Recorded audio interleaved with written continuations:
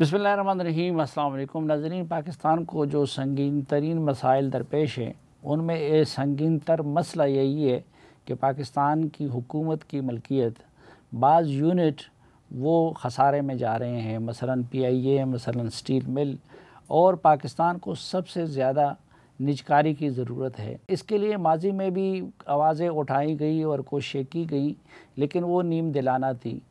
نگران حکومت کے آخری دنوں میں فواد حسن فواد صاحب کو اسپیشلی اس مقصد کے لیے وزیر بنایا گیا اور انہوں نے نجکاری کے عمل کو تیز تر بنانے کی کوششیں کی۔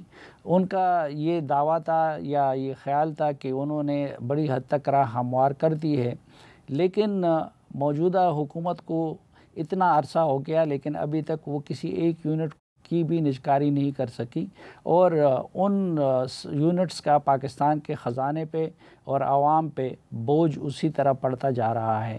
آج کے اس سیگمنٹ میں ہم نے جناب فواد حسن فواد صاحب کو دعوت دی ہے کہ ان سے جان سکیں کہ PIA کی نجکاری کے ساتھ یہ مذاق کیوں ہوا اور نجکاری کا مجموعی عمل سست روی کا شکار کیوں ہے۔ فواد حسن فواد صاحب، سب سے پہلے تو اسی سے شروع کرتے ہیں۔ PIA کی جو بولی ہوئی اور اس بولی میں جو مذاق سامنے آیا، آپ کیا سمجھتے ہیں، اس کی کیا وجہ تھی؟ دیکھیں سلیم بھائی، بات تو بنیادی طور پہ یہ ہے کہ یہ سوال ان لوگوں سے ہونا چاہیے جو لوگ اس وقت اس نجکاری کے عمل کے ذمہ دار ہیں، لیکن میں یہ سمجھتا ہوں کہ بنیادی طور پر یہاں تک پہنچنے کی جو وجہ ہے وہ فیصلہ سازی کا فقدان ہے۔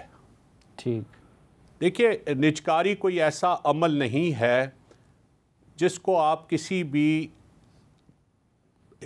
بھی طور پہ مکمل کر سکیں جب تک آپ صحیح وقت پہ صحیح فیصلے نہیں کریں گے۔ اور یہ فیصلے جو ہیں یہ آسان فیصلے نہیں ہوتے۔ میں بالکل تھوڑا سا ٹائم لے کے آپ کی تھوڑی سی لوگوں کی یادداشت تازہ کرنا چاہوں گا۔ پاکستان میں PIA کی نجکاری کی بات ہے، یہ کئی دہائیوں سے ہو رہی تھی، سالوں یا مہینوں سے نہیں، دہائیوں سے ہو رہی تھی۔ اور میں نے جب اس عمل کی ذمہ داری سنبھالی تو میں نے ایک وعدہ کیا تھا آپ لوگوں کے فورم سے، اور یہ کہا تھا کہ جی ایک دن جو میں اس عہدے پہ رہوں گا میں اس کے لیے اکاؤنٹیبل ہوں گا کہ اس دوران میں کیا ہوا۔ جی، تو پہلی مرتبہ پاکستان کی تاریخ میں ہم نے نہ صرف یہ کہ نجکاری کے عمل کو صحیح معنوں میں شروع کیا، اس سے پہلے آج تک کبھی اس کا آغاز بھی نہیں ہوا تھا۔ جتنی بھی حکومتیں جو کچھ بھی کہتی رہی تھیں، اور میں آج بھی اس کے لیے کسی بھی فورم پہ جس پہ حکومت جس کو چاہے بٹھا لے ان کے سامنے بیٹھ کے اس بات کو جسٹیفائی کرنے کے لیے تیار ہوں کہ ستمبر 2023 سے پہلے PIA کی نجکاری پہ کوئی معنی خیز کام نہیں ہوا تھا۔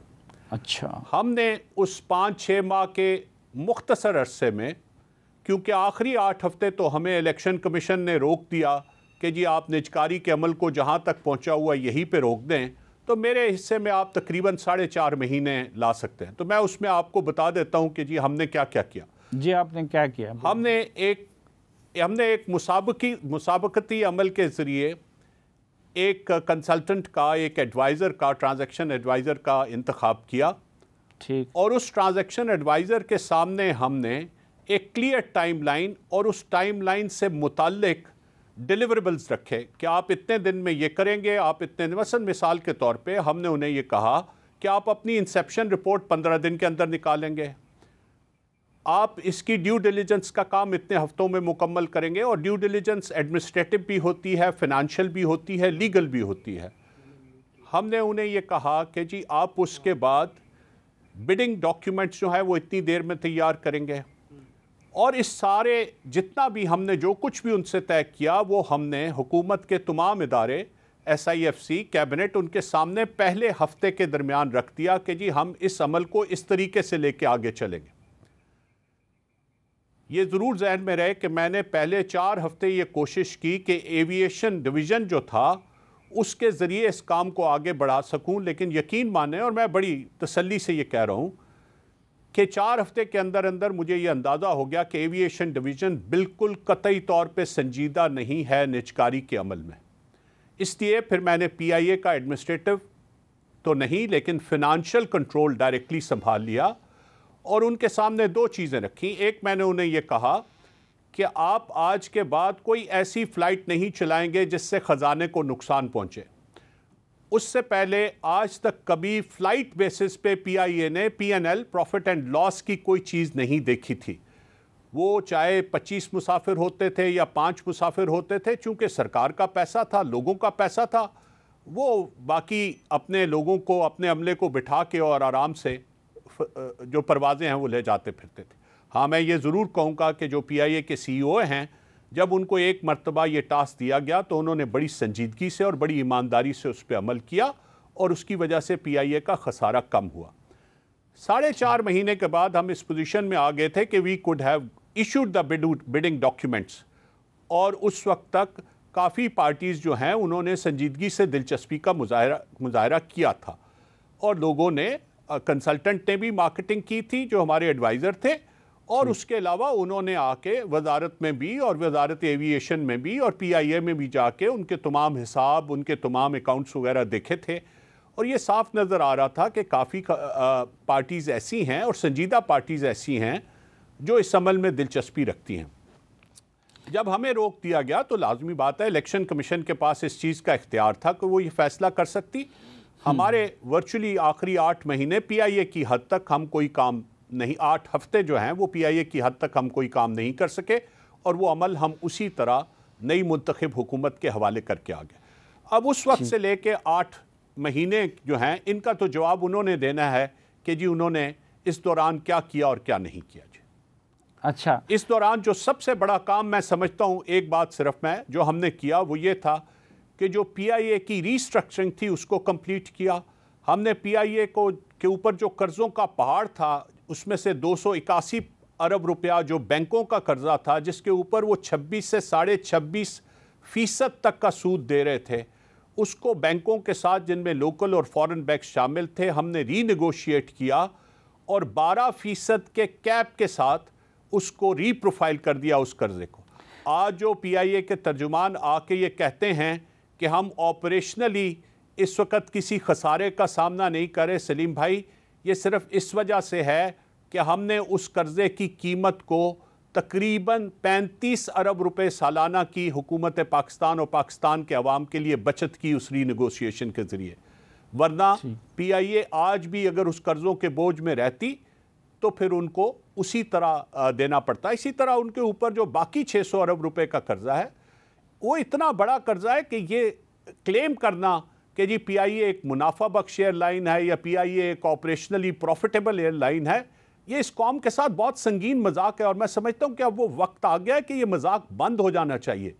یہ سارے ادارے، یہ جو بھی کوئی آتا ہے وہ یہ کہتا ہے جی کہ پچھلوں نے کچھ نہیں کیا تو اس وجہ سے ہو رہا ہے. میں سمجھتا ہوں وزیر نجکاری نے بڑی اچھی بات کی ٹیلی ویژن پہ، میں نے خود سنی.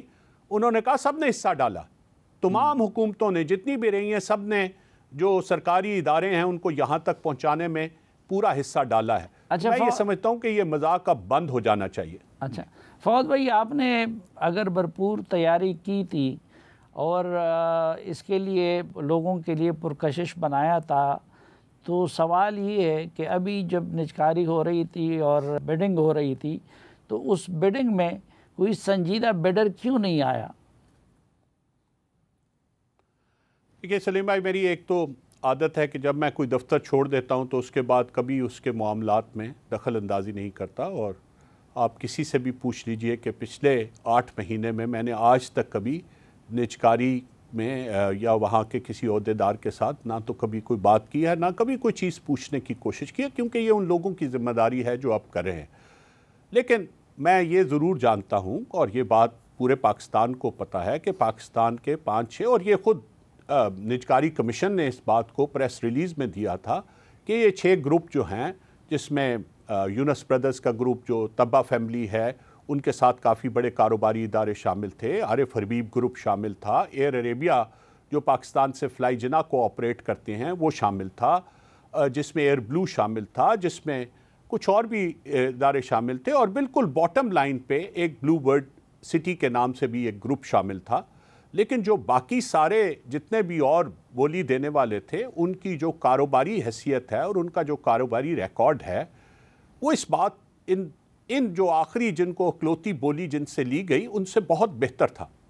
अब मैं तो ये बात नहीं जानता कि उन लोगों ने क्या क्या इनके सामने डिमांड्स रखी और उन डिमांड्स में से कौन कौन सी डिमांड्स पे क्या फ़ैसला नहीं हो सका जिसकी वजह से, लेकिन जो कुछ बातें पता चली हैं मैं वो सिर्फ आपके तवस्सुत से गोशगुजार कर देता हूँ। क्योंकि मेरा जो सबसे बड़ा एतराज़ है और जो मैं चाहता हूँ, जिस पे मैं समझता हूँ कि हुकूमत जवाबदेह है, वो ये है कि अगर एक ही बिडर बाकी रह गया था और वो बिडर भी ऐसा था जिस बिडर का हवाबाजी की इंडस्ट्री का कोई तजुर्बा नहीं था, एविएशन की फील्ड से कभी दूर दूर तक वास्ता नहीं रहा था, तो फिर ये बिडिंग प्रोसेस कराने की क्या ज़रूरत थी। मैं ये बात इसलिए कह रहा हूँ कि जब मैं निजकारी का वज़ीर था तो मेरे सामने ऐसी ही एक सूरत हाल पाकिस्तान स्टील मिल्स के हवाले से सामने आई थी, जिसमें पिछले 2 साल से निजकारी का प्रोसेस चल रहा था, और जब हम आए तो पता चला कि 4 जो बिडर्स में थे उनमें से 3 जो हैं वो वॉकआउट कर गए, और अब एक सिंगल बिडर है जिसके साथ निजकारी कमीशन बोली का प्रोसेस करना चाहता है। तो मैं फौरी तौर पे उस मामले को लेके पहले SIFC में और फिर कैबिनेट में गया, और सब लोगों ने मेरी इस बात से इत्तफाक किया कि जी एक सिंगल बिडर के साथ जो उन 4 बिडर्स में से सबसे कमज़ोर बिडर है, ये प्रोसेस नहीं करना चाहिए, और फिर उस प्रोसेस को ख़त्म कर दिया गया। तो मेरा ये ख्याल है कि जो जवाब हुकूमत का देना बनता है वो ये बनता है कि पहले तो जो बाकी ग्रुप्स थे, और इस बात पे पूरी ट्रांसपेरेंसी होनी चाहिए, बात सामने आनी चाहिए, उनकी कौन सी ज़रूर ऐसी मैं किसी के बिहाफ पे बात नहीं करा, हो सकता है उनकी डिमांड्स ऐसी हों जो नेगोशिएबल ना हों, जो ना मानी जा सकती हों, लेकिन मैं ये ज़रूर कहूँगा कि निजकारी में जो भी इन्वेस्टर्स आते हैं और जब ऐसे तबाह हाल उदारे के लिए आते हैं तो वो कुछ ना कुछ अपनी शराइत ज़रूर सामने रखते हैं, और हुकूमतों के लिए यही बेहतर होता है कि वो बजाय इसके कि नुकसानात को मज़ीद बढ़ाते जाएं और नुकसानात में मज़ीद इजाफ़ा करते जाएं।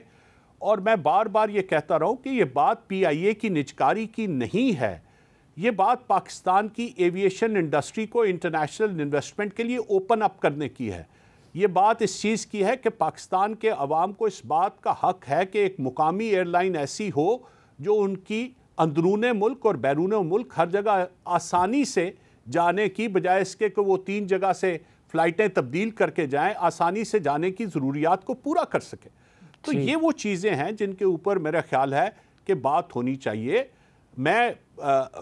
मुझे जिस बात पे सबसे ज़्यादा हैरत हुई है वो ये हुई है कि आखिर में एक ही बिडर रह गया, और उस बिडर की जिसका कोई बैकग्राउंड नहीं था एविएशन को, उसको काबीना ने मंजूरी दी। ये किसी एक इंडिविजुअल ने नहीं दी, काबीना ने मंजूरी दी, काबीना कमेटी निजकारी ने मंजूरी दी, जिसकी सरबराही वज़ीर निजकारी के पास नहीं है, वो पाकिस्तान के वज़ीर ख़ारजा के पास है। उन्होंने ये मंजूरी दी कि आप जाएं और इसी एक बिडर के साथ आप बोली के अमल को आगे बढ़ाएं।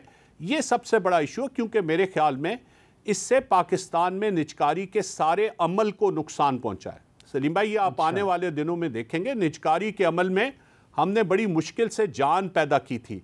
हमने लोगों में ये एतमाद पैदा किया था कि पाकिस्तान की हुकूमत जो है वो निजकारी के अमल के साथ संजीदा है, और आखिर हमने ये फ़ैसला कर लिया है 75 साल के बाद कि सरकार का काम कारोबार करना नहीं है, सरकार का काम प्राइवेट सेक्टर को इनेबल करना।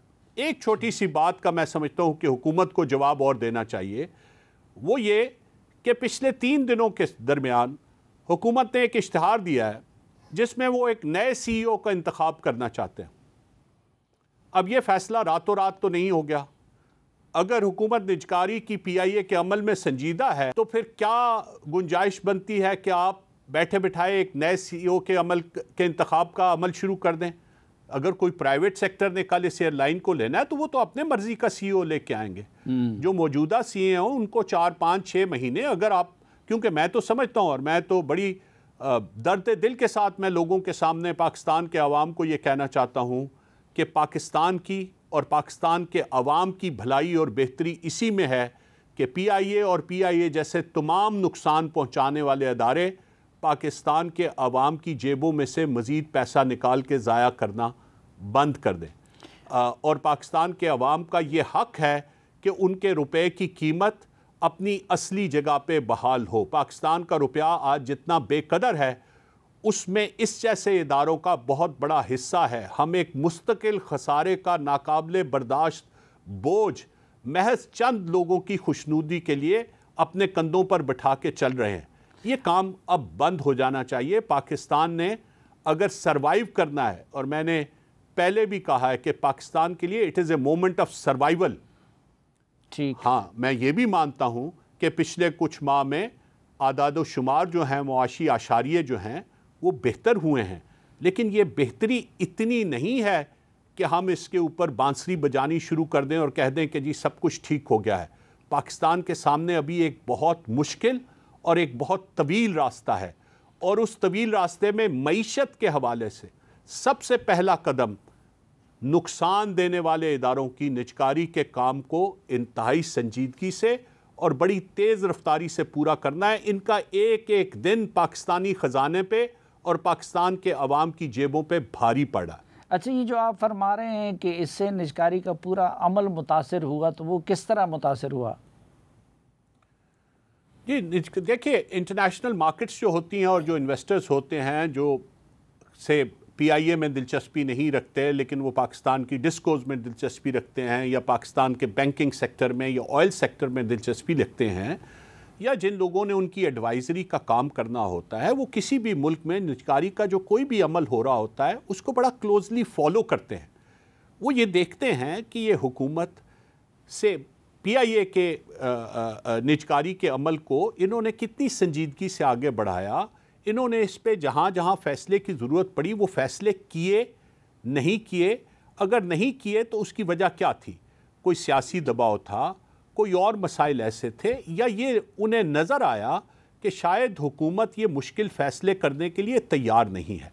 دیکھیے، حکومت تو نجکاری کے عمل کی ایڈورٹائزمنٹ کر دیتی ہے، لیکن اگر کل کوئی سے اسلام آباد الیکٹرکسٹی سپلائی کارپوریشن کی نجکاری میں دلچسپی رکھتا ہے تو وہ دلچسپی شروع ہونے سے بڈنگ تک پہنچتے پہنچتے وہ کئی دسیوں ملین ڈالرز خرچ کرتا ہے، اس کی ایویلیویشن کرنے پہ، اس کی ڈیو ڈیلیجنس کرنے پہ، اس میں منافع کی گنجائش دیکھنے پہ۔ اور ایک اور میری سلیم بھائی بڑی دردمندی سے میں یہ درخواست کرنا چاہتا ہوں، یہ جو ہم نے ولیفیکیشن شروع کی ہوئی ہے انویسٹرز کی، اس کو ختم کر دیا جائے۔ پوری دنیا میں جہاں بھی سرمایہ دار جاتا ہے اور سرمایہ کار جاتا ہے، وہ مقامی ہو یا بین الاقوامی ہو، وہ منافع کمانے کے لیے جاتا ہے، وہ چیریٹی کے لیے نہیں جاتا۔ اور کسی بھی سرمایہ کار کو محض اس بنیاد پہ آپ ویلیفائی نہیں کر سکتے کہ اس نے قانون اور قاعدے اور معاہدے کے مطابق کوئی منافع کمایا ہے یا نہیں کمایا۔ ہاں، آپ کے پاس پورا اختیار ہے کہ اگر کسی نے معاہدے کی خلاف ورزی کی ہے، اگر کسی نے اس میں چوری کی ہے، تو آپ ان کو بھی ذمہ دار ٹھہرائیے اور ان لوگوں کو بھی اپنی سرکاری مشینری میں سے ذمہ دار ٹھہرائیے جن لوگوں نے ان کو اس چوری کرنے میں مدد دی ہے۔ This traffic can not flow one way. ٹھیک، آپ کی اپنے بھی لوگوں کی پھر ذمہ داری ہوگی جنہوں نے ان کو فیسیلیٹیٹ کیا ہوگا قانون اور قاعدے اور معاہدے سے زیادہ منافع کمانے میں۔ تو یہ تو نہیں ہو سکتا کہ آپ سرمایہ کار کو تو نشانہ بنا لیں اور جو آپ کے اپنے لوگ ذمہ دار تھے وہ آرام اور چین کی بانسری بجاتے رہے۔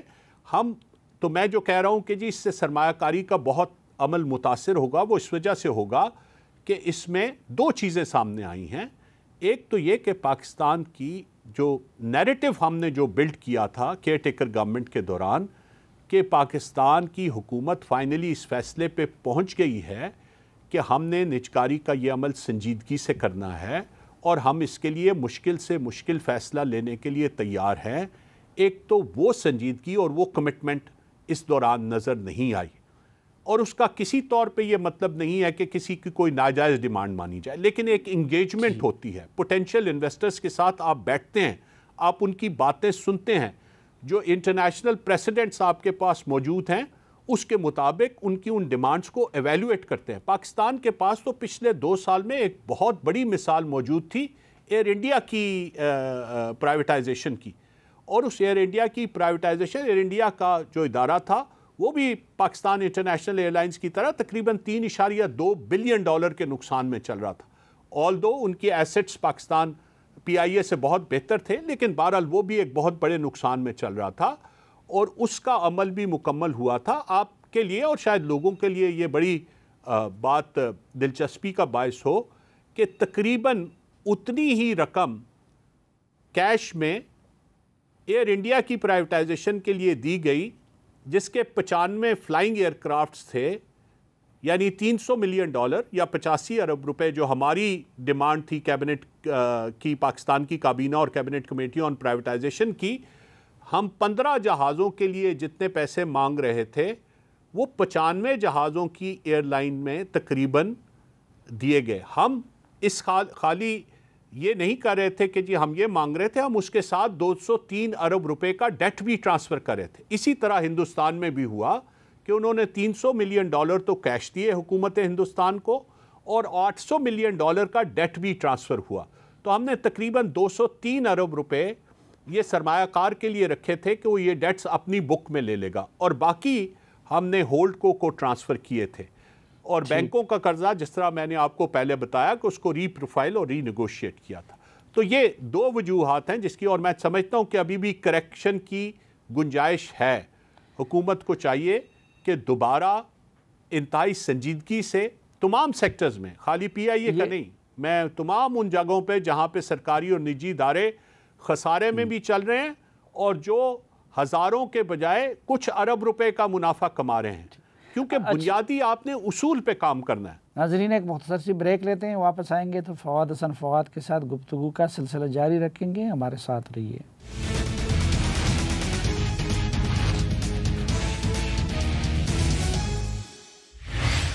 ایک بار پھر خوش آمدید آپ کو جرگے میں. آج کے جرگے میں بات ہو رہی ہے پی آئی اے اور نجکاری سے متعلق، اور ہمارے ساتھ موجود ہے فواد حسن فواد صاحب. فواد صاحب، یہ نااہلی ہے یا کہ بدنیتی ہے؟ اور مفتاح اسماعیل صاحب یہ بتا رہے تھے اور وہ اوپنلی یہ بات کہہ رہے ہیں کہ وزیر اعظم اور اسحاق ڈار صاحب وہ نہیں چاہتے کہ نجکاری ہو. تو آپ کی اس حوالے سے کیا رائے ہے؟ دیکھیں، میں کسی پہ بدنیتی کا تو بالکل الزام نہیں لگاؤں گا. دیکھیں، جب تک آدمی کے پاس کوئی واضح ثبوت نہ ہو اس وقت تک یہ بات میں تو نہ سمجھتا ہوں کہ یہ مناسب ہے اور نہ یہ کرنی چاہیے. جہاں تک بات ہے، آپ لوگوں کے ٹریک ریکارڈ سے جانتے ہیں. جب کوئی آدمی پبلک سروس میں پچھلے 35 یا 40 سال سے رہا ہو تو اس کا ایک سوچ، اس کا ایک طرز عمل آپ کے سامنے ہوتا ہے. ہم سب لوگوں نے، دونوں بڑے محترم ہیں، شہباز شریف صاحب بھی اور اسحاق ڈار صاحب بھی، ہم لوگوں نے ان سب کے ساتھ کام کیا ہوا ہے، اور ہمیں یہ معلوم ہے کہ وزیر اعظم شہباز شریف خاص طور پہ ایک bigger footprint of public sector کے حامی ہیں. وہ ان لوگوں میں سے شامل ہیں، ان سیاستدانوں میں سے شامل ہے جو یہ چاہتے ہیں کہ حکومتی ادارے لوگوں کے لیے کام کریں. خواہش ان کی یہ ضرور ہوگی کہ وہ ایفیشنٹلی کام کریں، اچھا کریں، ٹرانسپیرنٹلی کریں، لیکن بدقسمتی سے حکومتی اداروں کی تعداد میں تو ان کے دور میں اضافہ ہوتا رہا، لیکن ان کی ڈیلیوری میں اور ان کی ٹرانسپیرنسی میں اور ان کی ability to deliver to the people میں اس طرح سے اضافہ نہیں ہوا. میں بالکل اس سے کہہ رہا ہوں. سو اس حد تک تو میں ضرور کہوں گا کہ جو وزیر اعظم ہیں وہ نجکاری کے اتنے حامی کبھی نہیں رہے. میں کسی پہ کسی قسم کی بدنیتی کا الزام نہیں لگا رہا، لیکن ان کا جو پروفائل ہے، ان کی جو سوچ ہے، اس کو جانتے ہوئے میں یہ کہتا ہوں کہ وہ اس چیز کے حامی نہیں رہے. سلیم بھائی، لوگوں کو تلخ حقیقتوں کا بتانا ایک مشکل فیصلہ ہوتا ہے. لوگوں کو اس بات پہ تیار، یہ لیڈرشپ کا ہی کام ہوتا ہے، لیڈرشپ ہی یہ کرتی ہے، لیکن یہ اور اس کے لیے حوصلہ چاہیے ہوتا ہے. اس کے لیے آدمی کو اپنے اوپر یقین چاہیے ہوتا ہے. اس کے لیے یہ چاہیے ہوتا ہے کہ آپ یہ چاہیں کہ آپ کا لوگوں کے ساتھ جو تعلق ہے وہ کسی خواب کی بنیاد پہ استوار نہ ہو، وہ اس حقیقت کی بنیاد پہ، اس گراؤنڈ ریالٹی کی بنیاد پہ استوار ہو جو اس وقت ہے. میں نے جب وزارت کی، کیونکہ ایز اے بیوروکریٹ میرا کام اس وقت کے سیاستدان کو، اس وقت کو جس نے لوگوں نے الیکٹ کیا ہوا تھا، اس کے سامنے حقیقت رکھنا ہوتی تھی، اور اگر کوئی غلط فیصلہ کرنا ہوتا تھا تو پورا جو قانون مجھے اختیار دیتا ہے وہ ایک چیز کا اختیار دیتا ہے کہ میں ایک مرتبہ دوبارہ اپنے حکمران کو کہوں کہ آپ یہ غلط فیصلہ کر رہے ہیں، اس کے بعد قانون یہ کہتا ہے کہ ذمہ داری اس کی ہے۔ اور میں آج پھر دوبارہ یہ کلیم کر رہا ہوں کہ 36 سال کے دوران کوئی ایک ایسا موقع کوئی بھی لے کے آ جائے جب میں جس کے ساتھ بھی کام کر رہا تھا، چاہے وہ یہ حکومت تھی یا ان کی حکومت تھی یا کسی اور کی حکومت تھی، میں نے پوری آواز کے ساتھ کسی بھی ایسے فیصلے پہ آواز بلند نہ کی ہو۔ اسی لیے میں آج بڑے سکون سے یہ کہہ رہا ہوں کہ میں 2014 اور 15 میں بھی میں نے بار بار یہ کہا کہ ہم پی آئی اے میں جو نئی انویسٹمنٹس کرنے جا رہے ہیں اس کا کوئی فائدہ نہیں ہوگا، پی آئی اے کو جلد از جلد نجکاری کے عمل سے گزارا جائے۔ آج بھی میں اسی بات کا حامی ہوں، ایز اے وزیر نجکاری کے طور پہ بھی میں نے یہی کیا، اور آج بھی میں یہی کہہ رہا ہوں کہ پاکستان کی ریاست اور پاکستان کے عوام کے لیے یہی بہتر ہے کہ خسارہ پہنچانے والے ادارے پہلے اور جو اس کے علاوہ دوسرے ادارے ہیں وہ بھی جلد سے جلد نجکاری کے عمل سے گزارے جائیں، اور پاکستان کی حکومت کا سائز جو ہے اس کو کم کر کے لوگوں کے اوپر یہ ہزاروں اربوں کی تنخواہوں کا بوجھ جو ہے اس کو بھی کم کیا جائے اور آگے بڑھا جائے۔ اچھا، کوئی انٹرنیشنل جو ایئر لائنز ہیں ان میں سے یا انٹرنیشنل ادارے ہیں ان میں سے کوئی کیوں نہیں آیا بیڈنگ کے لیے؟ جی سلیم بھائی، دیکھیے بات یہ ہے، مجھے آپ اب تھوڑی سی اجازت دیجیے گا، میں وہی بات کہہ رہا ہوں کہ جی ہمیں لوگوں کے ساتھ سچ بولنا چاہیے۔ جی میں صرف ایک ایئر لائن کے اعداد و شمار آپ کے سامنے رکھتا ہوں جس کے بارے میں بہت بات ہوتی ہے جی کہ ایمریٹس پی آئی اے کو کیوں نہیں خرید لیتی، اور میں یہ 2023 اور 24 کے اعداد و شمار ایمریٹس ایئر لائنز کے آپ کے سامنے رکھوں گا۔ یہ کوئی پرانے اعداد و شمار نہیں ہیں جن میں کوئی تبدیلی ہو گئی۔ جی ایمریٹس ایئر لائن کے پاس آج 269 ایئر کرافٹ ہے، معاف کیجیے گا، جی 269 ایئر کرافٹس ہیں، اور 2023-24 میں انہوں نے $33 ارب کا ریونیو کمایا ہے، $33 بلین، ٹھیک ہے جی، اور اس میں سے 4.68 ارب ڈالر کا منافع شامل ہے۔ $33 بلین کا ریونیو کمانے کے لیے انہوں نے 28 ارب یا اس سے تھوڑا سا زیادہ اخراجات کیے۔ وجہ کیا تھی؟ وجہ یہ تھی کہ یہ 269 ایئر کرافٹس کے لیے ایمریٹس کا جو عملہ ہے وہ صرف 1,08,996 افراد پہ مشتمل ہے، صرف۔ ٹھیک، ہم 15 جہاز کتنے لوگوں کے ساتھ اڑا رہے ہیں؟ یہ سوال آپ پی آئی اے کے ان ترجمانوں سے کر لیجئے جو یہ کہتے ہیں کہ پی آئی اے ایک منافع بخش ایئر لائن ہے، یہ سوال ان سے کر لیجئے۔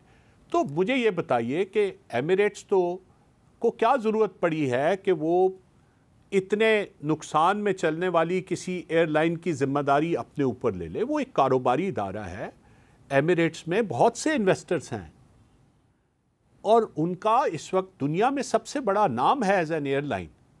وہ ایک 15 ایئر لائنز کی 15 جہازوں کی ایک ایسی ایئر لائن کو کیوں ایکوائر کرنا چاہیں گے جس کی ایوریج فلیٹ کی ایج جو ہے وہ 18 برس یا اس سے کچھ زیادہ ہے، جبکہ ان کے پاس دنیا کے جو ماڈرن ترین ایئر کرافٹ ہیں وہ ہیں، اور اگلے 6 سال کے دوران بھی ایمریٹس وہ ایئر لائن ہے جس نے دنیا میں جو بھی جہاز بننے ہیں، بوئنگ بننے ہیں یا ایئر بس بننی ہے یا ایئر بس 380 بننی یا کوئی اور بننی ہے، ان سب کے لیے سب سے بڑی انوینٹری اور سب سے بڑی آرڈر بک بھی ایمریٹس ایئر لائنز کی ہے۔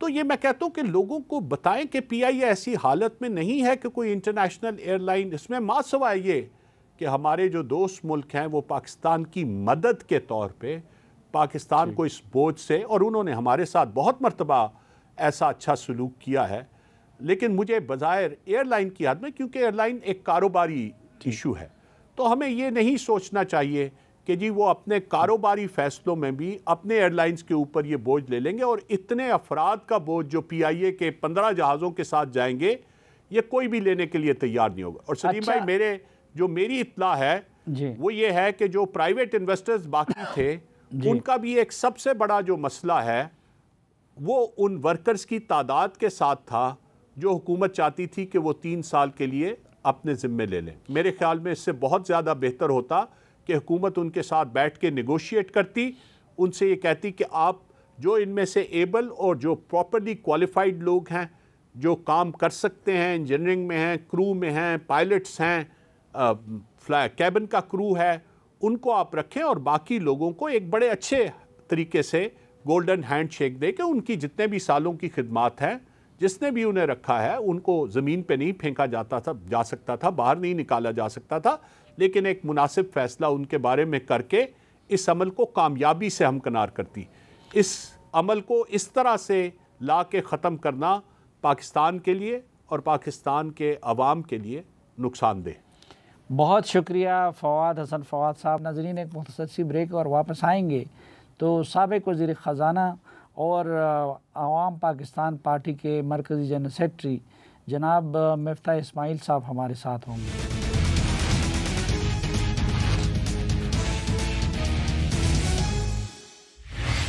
خوش آمدید آپ کو۔ جرگے میں ہمارے ساتھ موجود ہے سابق وزیر خزانہ جناب مفتاح اسماعیل صاحب۔ مفتاح اسماعیل صاحب، پی آئی اے سے کب ہماری جان چھوٹے گی اور یہ جو نجکاری کا عمل ہے اس میں کیا کیا غلطیاں ہو رہی ہیں؟ سر، پی آئی اے کا نجکاری کا عمل جو ہے وہ زور و شور سے ہو رہا تھا کیئر ٹیکر کی حکومت میں، کیونکہ ان کا پورا ارادہ تھا کہ اس کو نجکاری کرنے۔ میرا نہیں خیال ہے کہ اس حکومت کا کوئی ایسا ارادہ تھا مکم کے پی آئی اے کی نجکاری کی جائے۔ یہ 2015 میں بھی جب موقع آیا تھا، اس وقت تو خیر بہت ساری سیاسی مخالفت تھی، پی ٹی آئی کی مخالفت تھی، پیپلز پارٹی کی مخالفت تھی، لیبر یونینز کی مخالفت تھی۔ اس بار پیچھے سے یہ ساری مخالفت ختم کر دی گئی تھی، تو کوئی مخالفت نہیں ہو رہی تھی۔ لیکن اس وقت بھی جو کینسل ہو گئی تھی، ڈار صاحب کا اتنا دل نہیں تھا نجکاری کرنے کا۔ انہوں نے ایک پی ٹی آئی سے معاہدہ کرا جس کے تحت کسی سرمایہ کار کو لا تو سکتے تھے لیکن اس کو میجورٹی اسٹیک نہیں دے سکتے تھے، اس کو اکثریتی شیئر پی آئی اے کے نہیں بیچ سکتے تھے۔ تو وہ آتا اور پی آئی اے کے اندر صرف سرمایہ کاری کرتا لیکن حکومت ہی اس کو چلاتی۔ تو ایسا تو کوئی آدمی ان کو دنیا میں نہیں ملا۔ اس کے درمیان 400 ارب روپے کا اور نقصان ہو گیا۔ اس بار یہ لوگ گئے ہیں، انہوں نے پی آئی اے کی بیلنس شیٹ ایسی رکھی کہ جس میں 45 ارب روپے کا پی آئی اے میں ابھی بھی جو اثاثے تھے اس سے زیادہ اس کے اوپر واجبات تھے، 45 ارب روپے کے۔ اس کے علاوہ اثاثے کے اندر بھی کچھ مسائل تھے کہ جو اثاثے انہوں نے اسٹیٹ کیے تھے اتنے نہیں تھے، اور جتنی ریکوائرمنٹس تھیں پاکستان کے بزنس مینوں کی، جو بڑے بڑے بزنس مین گروپس تھے جو سیریس تھے کہ ہم کو یہ کر دو ٹھیک، یہ کر دو ٹھیک، ٹیکس بریک دے دو، کوئی بھی ریکوائرمنٹ پہ حکومت نہیں مانی، لہٰذا وہ سب لوگ چل کے چلے گئے، چھوڑ کے چلے گئے۔ تو میرا نہیں خیال ہے کہ حکومت کا کوئی بہت زیادہ دل تھا، نہ شہباز شریف صاحب کا دل تھا، نہ اسحاق ڈار صاحب کا دل تھا کہ یہ نجکاری ہو۔ اچھا، وہ جو بڑے بزنس مین سامنے نہیں آئے اور انہوں نے بیڈنگ میں حصہ نہیں لیا، کوئی سیریس پارٹی نظر نہیں آئی، اس کی کیا وجہ ہے؟ صافی صاحب، جب یہ معاملہ شروع ہوا تو آپ دیکھیں کہ یونس برادرز لمیٹڈ آیا تھا، اور اس کے وہ لکی سیمنٹ والے ہیں، بڑے لوگ ہیں پاکستان کے، اور ان کے ساتھ انہوں نے ٹرکش ایک ایئر لائن ہے پیگاسس ایئر لائن، اس کو ملا لیا تھا۔ پیگاسس ایئر لائن کا 110 جہاز آج بھی اڑ رہے ہیں، تو یہ بہت بڑی ایئر لائن ہے جو آپریٹنگ کر رہی تھی۔ اس کے ساتھ ایک اور گروپ تھا، یہ ایئر عربیہ، ایک فلائی جنا والا، جس کے ساتھ ایئر عربیہ ملا ہوا تھا، ان کے 78 جہاز ہیں، تو وہ بھی بہت سیریس تھے۔ یہ دو بہت سیریس تھے۔ پھر ایک عارف حبیب صاحب نے کنسورشیم بنایا تھا، اس میں بھی کچھ میرے خیال سے شاید شجاعت عظیم صاحب بھی تھے، اس میں وہ فاطمہ فرٹلائزر والے بھی تھے، دیگر بڑے لوگ تھے، اور ایک اومنی گروپ والوں نے پاک ایتھنول کے نام سے کنسورشیم بنایا تھا، اگین اس میں بھی بہت سارے امیر لوگ پاکستان کے تھے، اور انہوں نے بھی ایک سوئس کمپنی، ایویشن کمپنی کو لیا تھا۔ یہ 4 سیریس گروپس تھے، لیکن آہستہ آہستہ وہ سوالات پوچھتے تھے، حکومت منع کرتی تھی، وہ ایک ایک کر کے پیچھے ہٹتے گئے۔ آخر میں آپ کے پاس یہ بلو ورلڈ رہا، جس کو تو آپ نے میرے خیال سے ریکویسٹ ہی کری ہوگی کہ یار تم آخر تک رہنا، ایک نان سیریس سے بٹ کر دینا اور چلے جانا، تاکہ ایسا نہ ہو کہ ہم یہ کہے کوئی کہ ہم نے سب کو بھگا دیا۔ تو یہ تو بلو ورلڈ والے نے تو ان کے اوپر شاید فیور ہی کری تھی رہ کے، اس نے کوئی ایئر لائن سے بھی بات نہیں کری تھی۔ تو انہوں نے کوئی ایک بات نہیں مانی بزنس مینوں کی کہ جس کے تحت کوئی بٹ کر سکے۔ تو میرے خیال سے یہ ذرا سوچنا چاہیے کہ آپ نے کس قسم کا ایٹیچیوڈ لیا تھا کہ ایک بزنس مین بھی اس کے اندر نہیں رہا۔ آپ یہ کس بنیاد پہ کہہ رہے ہیں کہ شہباز شریف صاحب اور اسحاق ڈار صاحب شاید نہیں چاہتے کہ پی آئی اے فروخت ہو؟ دیکھیے میاں نواز شریف صاحب نے بہت زیادہ نجکاری کری تھی 91 سے 93 میں، جب سرتاج عزیز ان کے وزیر خزانہ تھے۔ اس کے بعد میاں صاحب نہیں نجکاری کی ہے، اور آپ دیکھیے کہ 13 سے 18 کے 5 سال کے دور میں انہوں نے او جی ڈی سی کے شیئر بیچے تھے، جس کو ڈائیویسٹمنٹس کہتے ہیں، لیکن نجکاری ایک کمپنی کی نہیں کی، اور مجھے یہ پتا ہے کہ آپس میں بھی یہ بات ہوتی رہتی تھی۔ اسی طرح شہباز شریف صاحب نے پنجاب میں بے تحاشا کمپنیاں بناتے رہے اور حکومت کا فٹ پرنٹ ایکسٹینڈ کرتے رہے۔ پچھلے سال بھی یوٹیلیٹی سٹورز کارپوریشن کی ہم بیچنے کی ابھی بات کر رہے ہیں، پچھلے سال تک یہ یوٹیلیٹی سٹورز کارپوریشن کے مزید سٹورز کھلوا رہے تھے۔ ایک طرف آپ سٹورز کھلوا رہے ہیں اور بیچنے کی بات ہوئی، 2 دن بعد بات ختم ہو گئی۔ مجھے بتا دیجئے کہ شہباز شریف صاحب نے کب کون سی نجکاری کی ہے، یا کب حکومت کا فٹ پرنٹ چھوٹا کیا، یا کب حکومت کی کمپنی کو کم کرنے کی کوشش کی ہے، اور نہ ساگدار نے کی ہے۔ اور میرا نہیں خیال ہے کہ ان کا کوئی نجکاری کا کوئی ریکارڈ ہے، اور نہ ان کا کوئی ارادہ ہے۔ اچھا، ابھی تو یہ پہلا مرحلہ تو نجکاری کا ویسے مذاق بن گیا، آپ اب کیا سجیسٹ کرتے ہیں کہ حکومت اگر سیریس ہو جائے تو کیا کیا اقدامات اٹھانے چاہیے پی آئی اے کے نجکاری کے لیے؟ صافی صاحب دیکھیں، اس حکومت میں ڈار صاحب ڈپٹی پرائم منسٹر اور پرائم منسٹر صاحب دونوں سیریس نہیں ہیں نجکاری کے لیے۔ آپ یہ بھی دیکھ لیجئے کہ 6 مہینے کے اندر ایک ڈسٹریبیوشن کمپنی ڈسکو جو ہے، اس کے بارے میں کوئی نئی بات نہیں نکلی، اس کی پرائیویٹائزیشن آگے نہیں بڑھی ہے، کوئی جینکو کے بارے میں آگے نہیں بڑھی، کوئی بات پرائیویٹائزیشن کے حوالے سے نہیں بڑھی ہے۔ سارا دار و مدار تھا کہ پہلے پی آئی اے کریں گے پھر دیکھیں گے۔ بھئی ساتھ ساتھ آپ دوسرا کام کر سکتے تھے، آپ نے پی آئی اے بھی نہیں کری، تو یہ تو اب میرے خیال سے پروگرام مشکل ہے۔ میرا یہ رائے تھی جو میں نے ٹویٹس میں بھی دی تھی، کہ اگر ایس آئی ایف سی ان 4-5 جو بڑے بزنس مین ہیں، جو بڑے گروپ سے، ان کو بلائے، ان کے ساتھ جو باہر کی ایئر لائنیں تھیں، خاص طور پہ 2 گروپ جو آخر تک رہے تھے، ایئر عریبیا اور پیگاسس ایئر لائن والے، اور ان سے پوچھے کہ بھئی کیا کیا مسائل ہیں آپ کے۔ صافی صاحب دیکھیں، پی آئی اے 800 ارب روپے کا نقصان کر چکی ہے۔ اب اگر آپ نے یہ 600 ارب کا قرض ہٹا بھی لیا ہے، تو بھی وہ 200 ارب کے اوپر بھی 50 ارب 60 ارب کا نقصان ہوگا پی آئی اے کا۔ تو جو خریدنے والا ہوگا وہ بھی سوچے گا کہ اگلے 2 سال مجھے یہ نقصان بھی بھرنا ہے۔ تو آپ کو یہ کرنا ہوگا کہ آپ کو ان کو بلا کے بیٹھنا ہوگا کہ بھائی دیکھو، ہم ایویشن انڈسٹری کھولنا چاہتے ہیں پاکستان کی، اس میں اور نوکریاں آئیں، اس میں آسانیاں ہوں، پاکستانی دنیا بھر میں فلائی کر سکیں، تو ہمیں بتاؤ ہمیں کیا کرنا چاہیے، تمہیں کس طرح ہم مدد کریں۔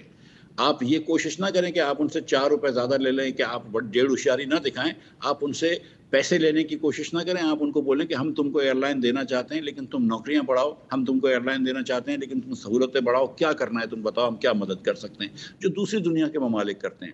ساتھ ساتھ آپ کو سول ایویشن اتھارٹی کو ٹھیک کرنا ہے۔ آپ کی سول ایویشن اتھارٹی، جب سے پی ٹی آئی کی حکومت میں غلام سرور صاحب نے وہ جو بیانات جاری کیے تھے، آپ کی سول ایویشن اتھارٹی کو دنیا نہیں مانتی ہے، لہٰذا آپ کے دیے گئے لائسنسز پائلٹس کو اور آپ کے دیے گئے سرٹیفکیٹس ایئر وردینس کے پلینس کو دنیا نہیں مانتی ہے، کیونکہ آپ کی سول ایویشن کو صحیح پراپر اجارہ نہیں مانتی۔ تو آپ کو سول ایویشن کو بھی ری اسٹرکچر کرنا پڑے گا، اور سول ایویشن کے اندر سے آپ کو پی آئی اور سول ایویشن میں ڈسٹنس دینا پڑے گا۔ آپ کو شاید باہر سے کوئی کمپیٹنٹ لوگ لے کر آنے پڑیں گے۔ میرا یہ خیال ہے کہ آپ کو سول ایویشن کو ٹھیک کریں، ایس آئی ایف سی بیٹھ کے ان لوگوں سے پوچھیں کہ کیا آپ کو مسائل ہیں، یہ دونوں مسئلے حل کریں، اور پھر ان کے بعد نیگوشیٹڈ سیل کر دیں۔ آپ نیگوشیٹڈ سیل کر دیں۔ ہم نے یہ دیکھ لیا ہے کہ جب ان کو کوئی آئین سازی یا قانون سازی کرنی ہوتی ہے تو 2 گھنٹے میں ہو جاتی ہے۔ تو ایک قانون لے آئیے کہ بھئی ہم 3-4 کریڈیبل آدمیوں کو لا رہے ہیں، ان کو ہم نے دی ذمہ داری کہ آپ نیگوشیٹڈ سیلز کریں گے، وہ پرائیویٹ سیکٹر کی پارٹی سے نیگوشیٹڈ سیلز کریں، آپ قانون سازی کے اندر ان کو پروٹیکشن دے دیں نیب کے خلاف۔ That's it. اچھا، آپ نے اپنے ٹویٹس میں ایسا بھی تاثر دیا ہے کہ اس بیڈنگ کے دوران حکومت نے کچھ چالاکی سے کام لیا ہے، تو وہ کیا چالاکی ہے؟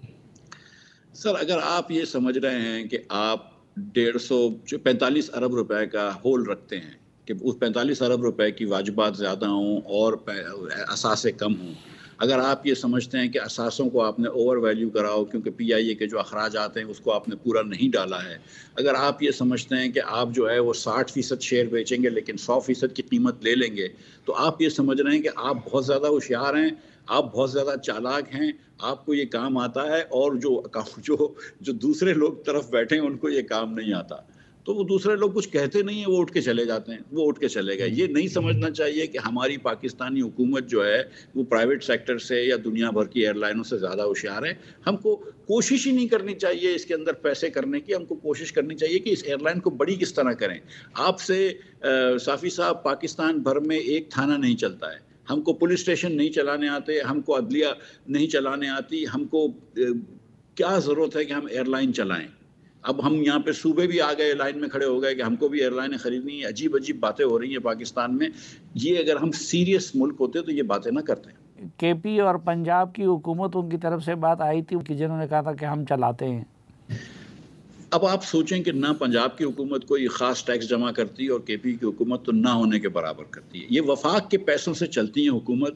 ایک ایئر لائن جو وفاق جس کا نقصان برداشت نہیں کر پا رہی اور بیچنے کی کوشش کر رہی ہے, ان کو یہ حکومتیں خریدیں گی تو ان کے پاس کہاں سے آئیں گے نقصان دینے کے پیسے؟